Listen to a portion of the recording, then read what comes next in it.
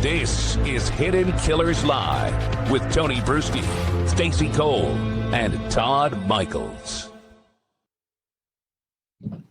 We are talking the Melodee Buzzard case first this morning. A missing 9-year-old, a mother in handcuffs, an arrest that raises far more questions than it actually answers. 9-year-old Melodee Buzzard disappeared after that cross-country trip with her mother, Ashlee Buzzard. The trip that Ashlee is saying nothing about as to why she went on it or where her daughter went.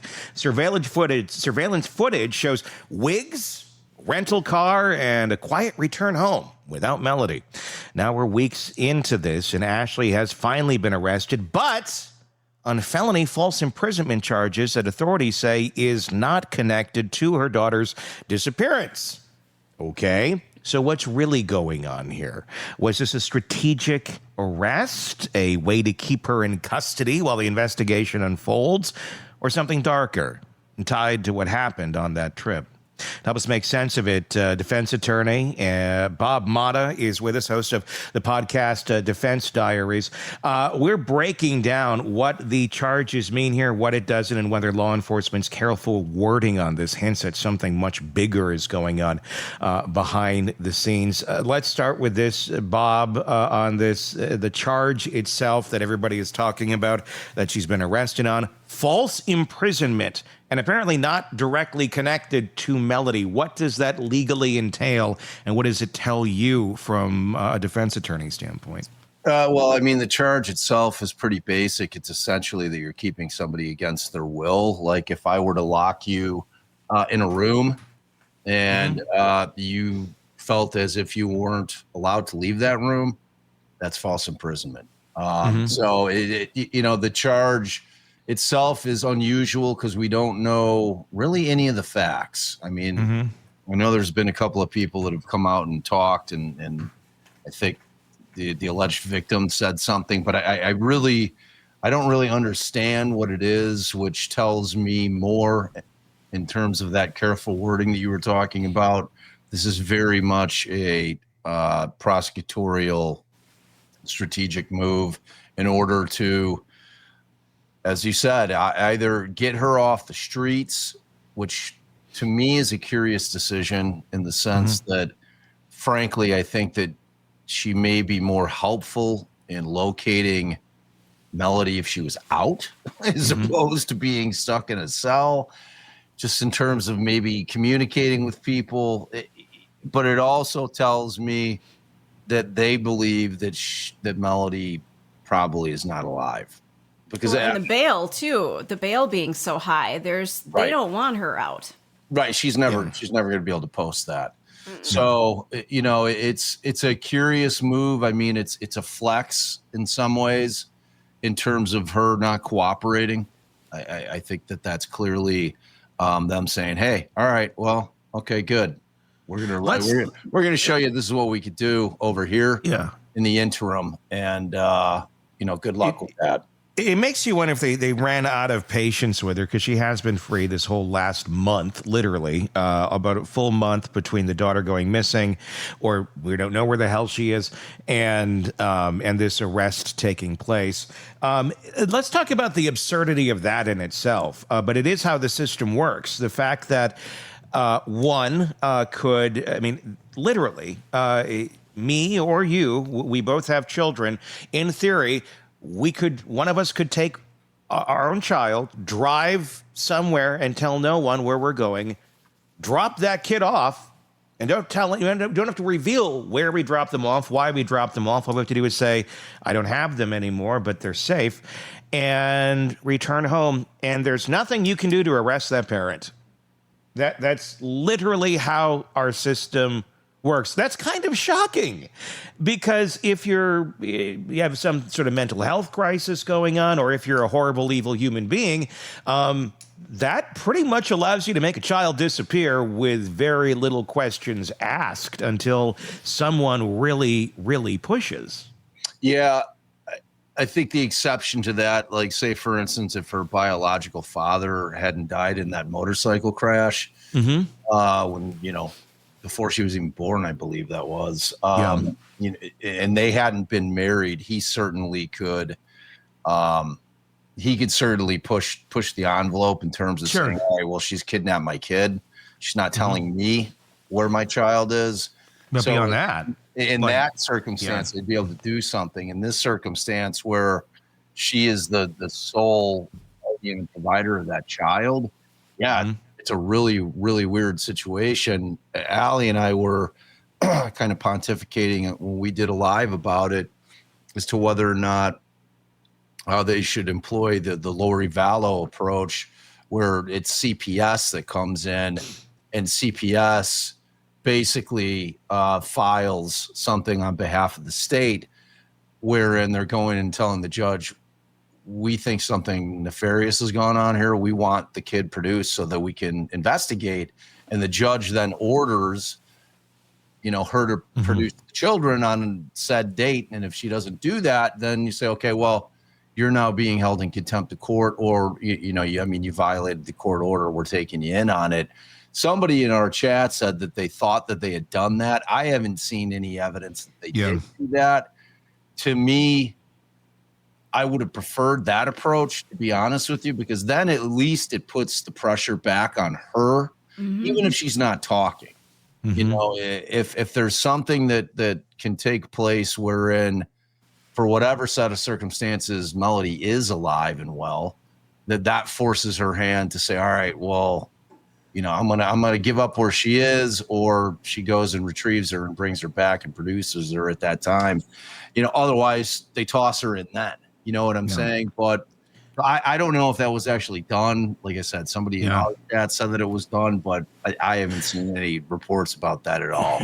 And it's another lever to pull, and they should be pulling it. But the reality of that lever too is also kind of asinine as well in terms of how that functions. This is an emergency. There is a missing child. Yeah. So this would be, okay, now we're going to set a date where you have to produce the child. It's like saying the house is on fire over here. Oh, the fire department, we called them. Well, look, look, isn't that cute? They got a little garden shovel out of a Happy Meal from 1987. They're going to dig a well.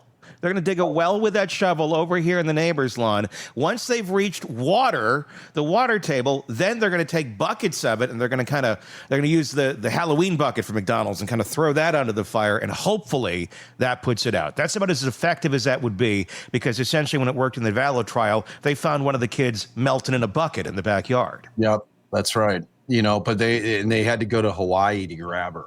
Yes, right. And she's in Hawaii. She's been married to Chad in Hawaii at the time, so without a care in the world, So she, it's like it's a really puzzling case, man. I mean, we were digging into it, just kind of logistics of it in terms of that 3,000 miles traveled in 3 days. It's a really, really weird case, man, and I'm trying to understand if it is something that happened with her in terms of, just some kind of mental illness, if she's got paranoid schizophrenia. I don't know. It's like trying to understand what the hell is going on here is weird.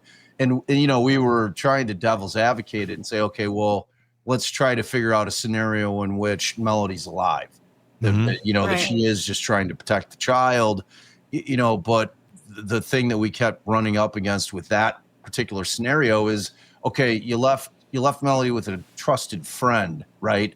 Okay, well, what trusted friend is sitting around watching this shit transpire on, the national news and just sitting there remaining quiet? Like any normal person would be like, I'm out.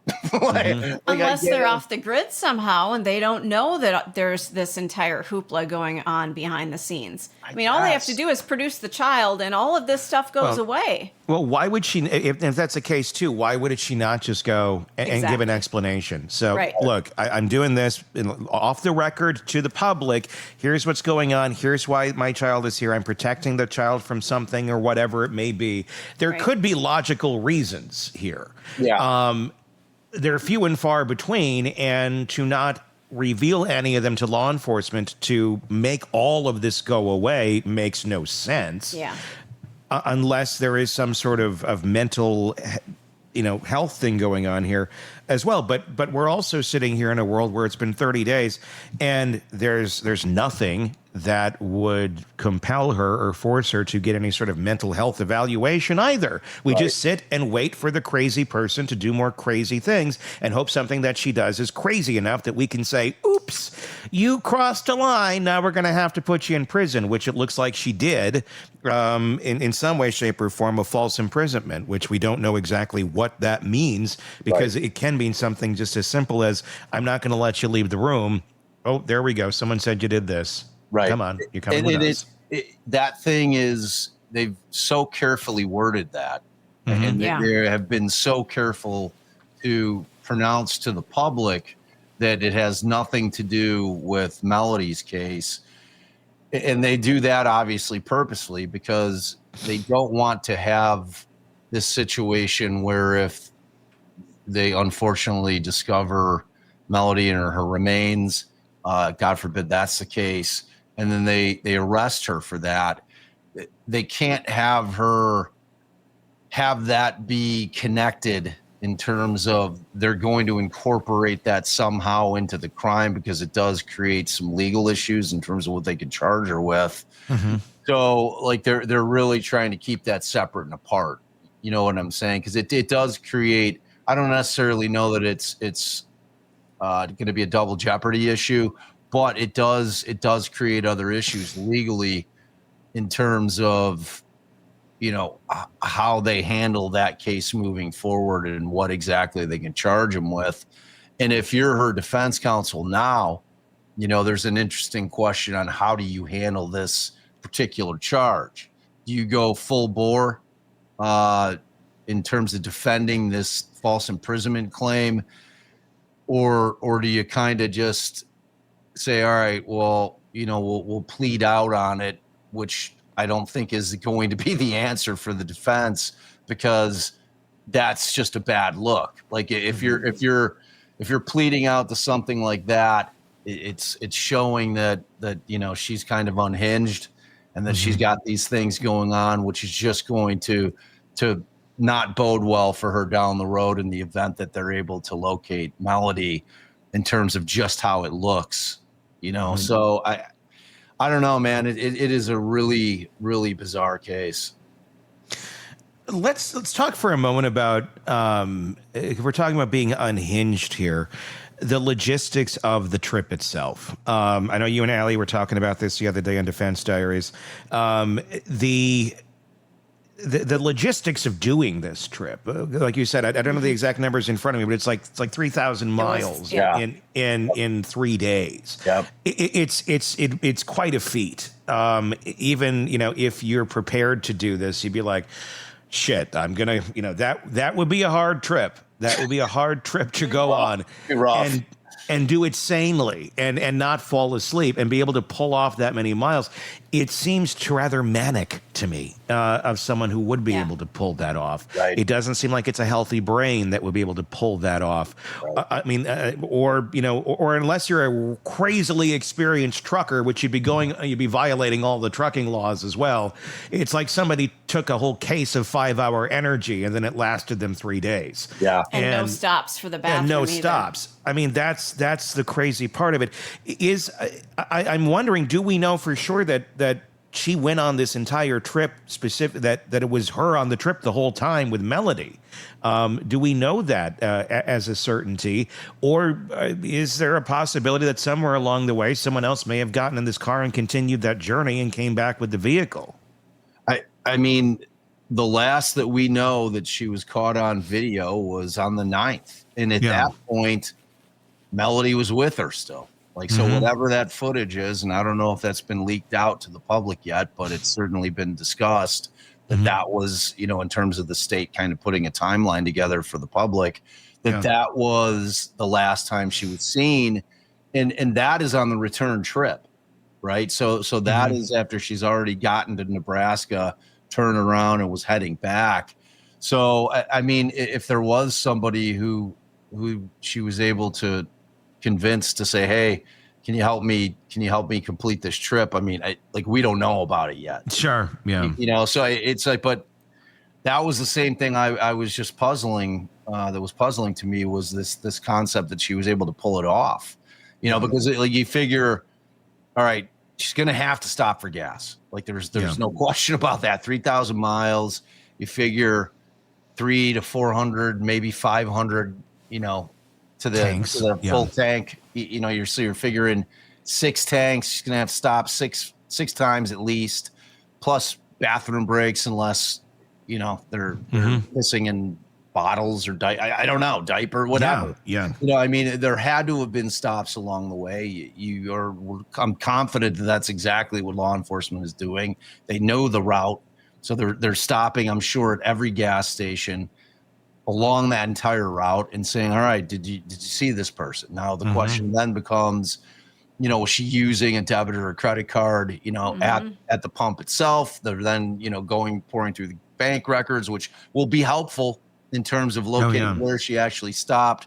They're then going in.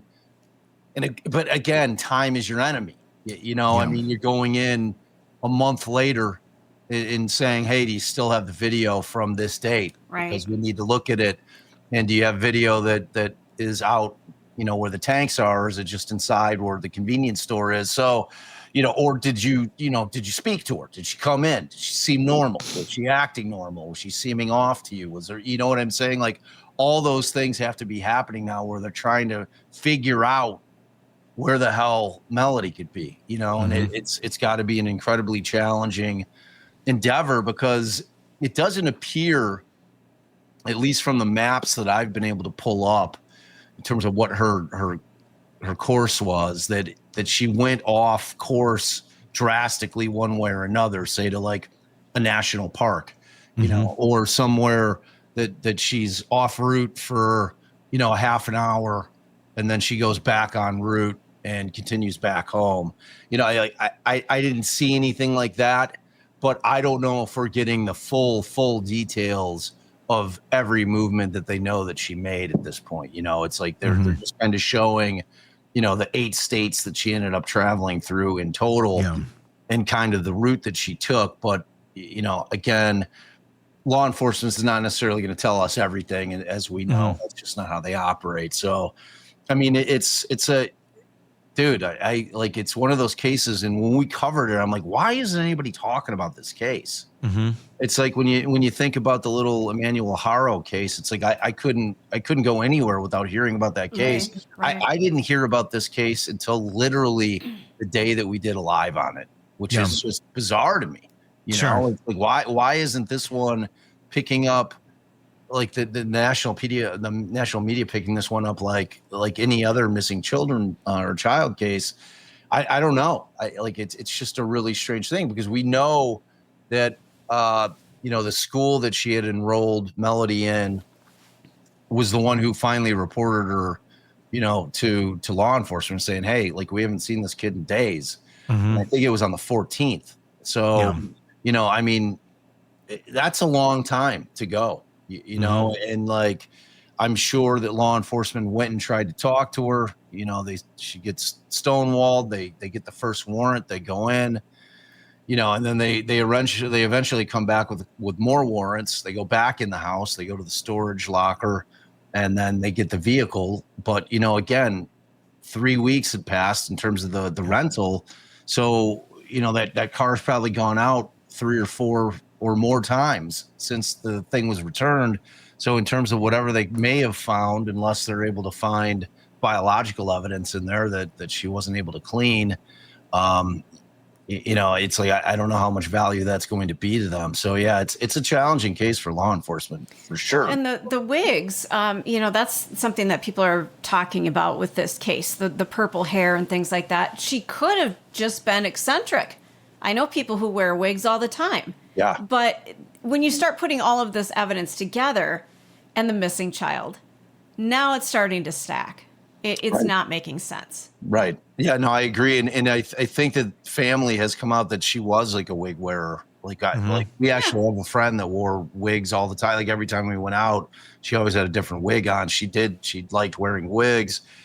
Again, when we start trying to think of a reasonable explanation, for me, it always falls back onto that she's suffering from some kind of mental break. Whether, to me, the most common sense mental issue would be that like kind of paranoid schizophrenia, wherein I could see a situation where, you know, when you're suffering from that particular disorder or that disease, you know, you think that people are out to get you, and it is vivid, it is real, and that would include law enforcement and people with guns and people that are coming from the government. So, like that would help explain why she might not be willing to talk to law enforcement. But then again, you know, we have to have that situation where if it's a trusted friend that is off grid and still, you know, she's coming and saying, you know, I think the government's after me, or I think they're after Melodee. Like, you have to take her for me because I think they're trying to kill her. You know, does that person not realize that she's going through something? You know, it's like I've had a friend who actually I went to law school with, who disclosed after our first year of law school that she had actually been enrolled the year prior, but that she was a paranoid schizophrenic, but had been medicated and was taking her medication up until the point where she started law school, at which time she's like, you know what, I think I'm good. I think I'm cured of this thing, which is a common problem with that particular diagnosis, because a lot of times when people are taking their meds and they work, they're very effective for that particular mental illness. They then confuse that with being cured. Yep. And then they get off their meds, and then it comes back. You know, that cycle just starts over again. Exactly. So it's a really weird case, man. And the real difficult thing with that, and I want you to speak to the legalities of it, because I think it's one of those things that people are not aware of, that this is how our system works until they're seeing it in action and going, oh, it doesn't work now, does it? There's the hands are tied so tightly of those that care about the person with the disability, with the mental illness going on here. There's only so much they can do. The grandparents, the aunts, uncles, anybody. I mean, unless you're like the spouse that's living there or has some sort of custody of the child, there's not a whole lot you can do to get that person help. That person needs to seek help, and they need to be presenting themselves as a danger to themselves or others before any sort of meaningful interaction can take place. And if none of that is being demonstrated, this is how she's able to live, because people are asking, how was she able to be, you know, the family said 2-3 years ago there was problems and that she's living in squalor and there's clearly something wrong with her, but nothing was done. Well, because nothing can be done in a lot of ways. Is that correct? That is correct. I mean, and you nailed it on the head. It's that situation wherein, unless she's a threat to herself or others, there's nothing you can do. There's absolutely nothing you can do in terms of especially getting her in to do like a 72-hour hold. You know, I mean, there has to be a trigger for that. Like you just can't have her family calling in and saying, okay, well, she's not talking to us anymore, or, you know, she's not allowing us to see my grandchild or my niece. You know, those kind of things aren't going to trigger them saying, well, it sounds like a family issue. You know, that's not a law enforcement issue. You know, if she does something wherein she's threatened harm to somebody else or herself or her child, and you're aware of it, that changes the scenario. At that point, we can step in. But until something like that happens, their hands are tied. You know, I mean, they can't get her in. And I think this happens quite often. I've heard so many stories of families trying to intervene where they know their loved one, their son, their daughter, their whatever, they're suffering. There's something really going on, and there may not be necessarily your traditional threats of violence or hurting or harming themselves or others, but they know this person's one step away, and they know just the right words not to use to trigger that. And there's nothing law enforcement can do, because it's up to that person to get help. It's a very broken, flawed part of our system. Yeah. If somebody is experiencing something like that, I mean, I don't know. I mean, here's what I would do, and you tell me, I mean, from a human standpoint, not talking from a legal standpoint, if I know my kid, and I'm not criticizing the family here, but if I know my daughter, God forbid, years from now, she's in her 20s, 30s, whatever it may be, and I know there's something really mentally wrong with her, or God forbid, there's a child involved in something like that was going on, and she's not necessarily using that language, I think I'd be going to law enforcement saying she is. Yeah. Yeah. I think I'd be lying. I think I'd be like, look, she said this to me because it's my word against hers at that point, and then maybe something can get done. It feels like that is the only lever that families can use. I mean, it's not technically legally right, but if you have no choice and the system is working against the self, just the existence of that person surviving, and you know that there's such a risk there, I feel like there's not many choices families have other than to say that the person is making these sort of threats of harm, because there's nothing that else can be done until they actually do go through with it. Yeah, I mean, and that's definitely an approach. Whether or not it'll end up with her being admitted somewhere. Yeah, I mean, at this point, I think it's the ship has sailed. This should have been a lever that they pulled prior to any of this happening. Yeah. But again, it's pretty sick that they would have to go down that road to get help for her. Yeah, I mean, and to your point, it sounds like from some of the interviews of the family that I've seen, she has been suffering from mental illness. Yeah, you know, and whether or not that predated her, you know, the biological father's death, you know, who she was in a relationship with, and from all accounts, she took it very, very hard. And, you know, like that was her first interaction with CPS, where they went out there and she was living like an animal. You know, the house was filthy. There was rotten food all over the place. She was neglecting the child. So like that happened. So, you know, the question that I would have if I'm the family is like you said, is this something that predated it? Is this something that I knew that was going on with my kid? Like even when she was younger, you know, and at that point, you know, like you said, without really pointing fingers at the family, you know, if I were to become aware of the fact that one of my 4 kids was suffering mentally, and I didn't take it upon myself to be realistic about that prospect, because I mean, look, nobody's happy to find out that your child, who is the most important thing in your world, is ill, you know, especially mentally ill.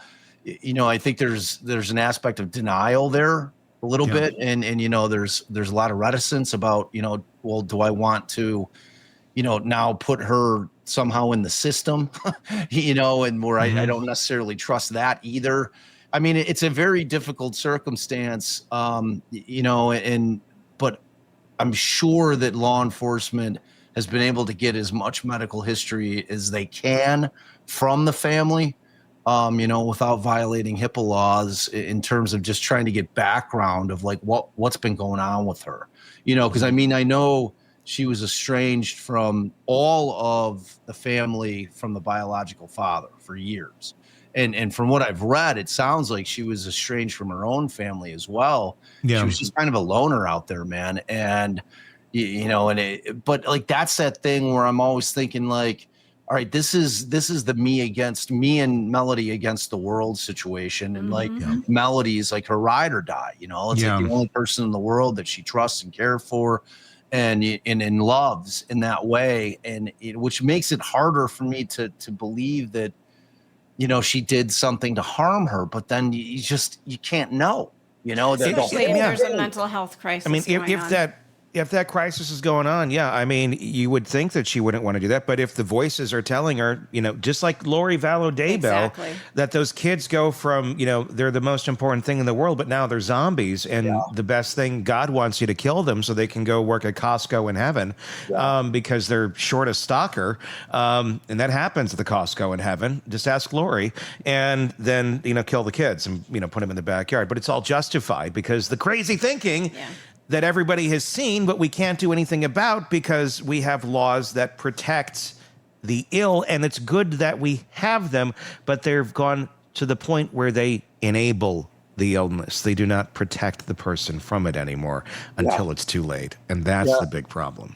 Yeah, I mean, and it's like we talked about last week. We talked about a case wherein, you know, we know that the victim in that particular case was suffering from mental illness, and that, you know, her mother had called in. We're talking about the Sean Grayson case last week, which is a really good episode that people should go back and watch. You know, and in that particular situation, the mother had called in, and Sonia was a grown woman, you know, but she still said, look, you know, my daughter's going through something mentally, and, you know, I just want to make law enforcement aware of it. It was almost that situation, but in that situation, it was true, but at that point she wasn't a danger to herself or others, so again, nothing happened. When mom called, Sonia ended up checking herself in, for a 30-day trip to find out if they could help her. And she ended up checking herself out in 2 days. And then ultimately what happened there. And it's a frustrating thing, man. I mean, we don't have institutions like we used to, like, like the places like One Flew Over the Cuckoo's Nest do not exist anymore, and it's so like, where do these folks go?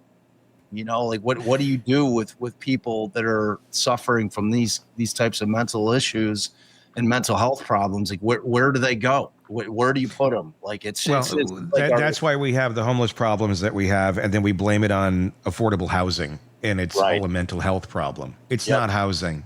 It's mental health. Right. And until we tackle that and get these people healthy, they will continue to be on the streets. 100%. That's how it works. 100%. Yeah, it's so frustrating, and there's so I hope that I don't feel this is going to end well, but we'll find out. I mean, we never do. Like, what I mean? It's like I've never gone into one of these things feeling like it's going to end well. You know what I mean? Sometimes we're surprised, but unless there's somebody off the grid that is just completely clueless, I don't know. I don't know how this ends, and God, there's just so many questions. Let's move on. It's a different set of circumstances than, if she was coming with a story that somebody snatched my kid, right? Like a Susan Smith type situation, or, and when Allie and I were talking about the other night, we were like, there's a lot of parallels to what was going on when Gabby Petito went missing, when Brian Laundrie shows back up, and everybody's like, well, where's Gabby? And he's like, I don't know. Like, we got in an argument. And, I came back and I left. I don't know where she is, and the whole fucking world's looking for Gabby, and then ultimately, sadly, they find her, but it was the same thing, and the whole world is like, you can't arrest somebody for this? No, turns out you can't. Right. They're not sure a crime has been committed at this point. Yeah. So, and like the other thing, like when we first heard about the story, Allie and I were like we were kind of laying in bed and we were reading through some of the documentation and we're like, what? I'm like, she's like, what? I'm like, what the fuck is going on here? She's like, what are you talking about? She's like, there's nothing. Like, she's like, if I want to take my kid and go somewhere and I'm going to leave it with leave the kid with my friends, like, what the fuck's wrong with that? I'm like, well, you don't have the other factors here. You don't have like all the other things that predated that in terms of bizarre behavior that is like raised everybody's red flags in terms of what the fuck is going on here. And I'm like, that's a different situation. If it's a situation where you're like friends are saying, hey, we just had the baby. We haven't done anything for ourselves in a month, or a year rather. And, would you watch the baby for a weekend? We're going to go do a quick weekend trip down to Mexico. And they drop the baby off without telling anybody, that they're dropping the baby off. Yeah, I mean, of course you can do that, but this isn't a fucking situation. It feels entirely preventable, and it's been enabled by laws that sane people have put in place that enable the insane to do whatever they're going to do. Yeah. That's the frustrating part of the whole damn thing. Sane people enabled this sort of behavior to take place and to fester and to do whatever it's going to do because we wanted to protect the rights of the insane person. Yeah. Yeah. And one of the other things I want to talk about. Who's insane in that equation? Right. I mean, exactly. I mean, therein lies the rub. And the other part of this is that I think that people are incredibly frustrated with the fact that she's not cooperating. You know what I mean? Like it's that darn Fifth Amendment right to, not self-incriminate yourself that is stopping them from being able to fucking make her talk, and it's like, it's that thing where people are like, okay, that right is super important. We get it, but there's a fucking child missing. Like there's got to be some kind of workaround, and there's not. Waterboard the bitch. If the kid's missing, do whatever the hell you need to do. Let's go to the store and get a car battery and see what at this point. Yeah, I mean, it's there needs to be some sensible laws where that that deal with the in-between, that deal with the gray area, because 99% of the cases land in the gray area. They don't land in the absolute of where the law is designed to be, this way or that way. It's somewhere in here. And when everything lands in there and we have no answer for how to handle it, you get this. Yes, and I would go as far as say as all cases are 100%. So it's all, everything's fucking gray. You know what I mean? Like there is nothing black and white in this world, man. It all lays like right in that thing. But you know, when you're butting up against our constitutional rights, which truly are like people don't understand how important they are until they've been violated, you know, until those are taken away from us, we just all take them for granted because you're not sitting around waking up like in the morning, like, oh, God, I'm so fucking happy I have the First Amendment and the freedom of speech. I'm just going to go out and say all kinds of shit today. It's like people don't think about things like that. You know, I mean, we also don't think about the protections that we do need to prevent shit like this too. That's the other part of it. Want more on this case and others? Then press subscribe now and don't miss a moment of true crime coverage from Tony Brueski and the Hidden Killers podcast.